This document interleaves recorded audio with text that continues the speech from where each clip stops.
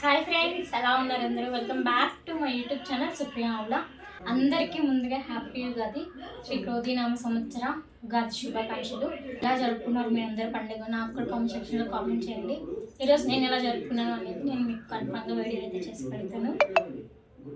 ఉగాది రోజు నేను చేసిన స్పెషల్స్ పులిహార చేశాను, పొంగల్ చేశాను, కొంతమంది పరమన్నం కూడా అంటారు, బొబ్బట్లు చేశాను, అలాగే ఉగాది పచ్చడి చేశాను.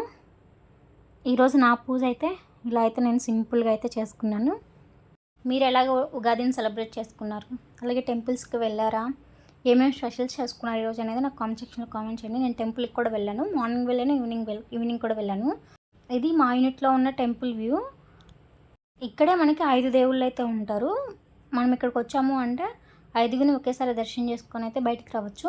మనకి లెఫ్ట్ సైడ్ కనిపిస్తున్నది ఆంజనేయ స్వామి గుడి, అంటే కొంచెం ముందుకు వెళ్తే మనకి సాయిబాబా గుడి ఉంటుంది. మనం స్ట్రైట్గా వెళ్తే 3 దేవుళ్ళు ఒకేసారి ఉంటారు. మనం ఇక్కడే అందరినీ దర్శనం చేసుకోవచ్చు.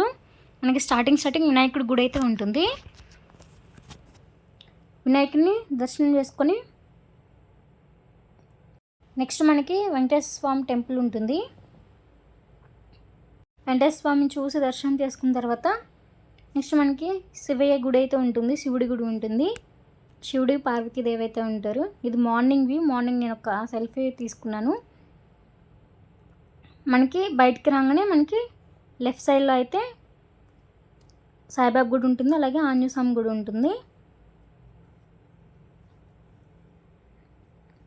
ఇదనమాట మా యూనిట్లో ఉన్న టెంపుల్స్. మేబీ తీయొచ్చో లేదో నాకు తెలీదు. ప్లీజ్ సబ్స్క్రైబ్ చేసుకోండి. Thank you for watching. Bye bye.